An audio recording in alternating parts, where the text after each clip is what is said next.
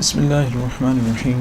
امام جلال الدین سیوطی رحمۃ اللہ تعالیٰ علیہ اپنی کتاب الروض الانیف فی فضل الصدیق رضی اللہ تعالیٰ عنہ میں 70ویں حدیث نقل فرماتے ہیں کہ حضرت ابو ہریرہ رضی اللہ تعالیٰ عنہ سے مروی ہے کہ رسول اللہ صلی اللہ تعالیٰ علیہ وسلم نے ارشاد فرمایا، اتانی جبریل فاخذ بیدی فارانی باب الجنۃ الذی يدخل منہ امتی۔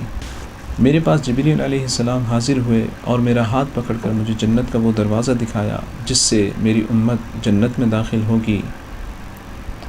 قال ابو بکر، حضرت ابو بکر رضی اللہ عنہ نے عرض کی، وددت انی کنت معک حتی انظر الیہ، میں خواہش کرتا ہوں یا رسول اللہ کہ کاش میں بھی آپ کے ساتھ ہوں جب میں اس دروازے کی طرف دیکھوں۔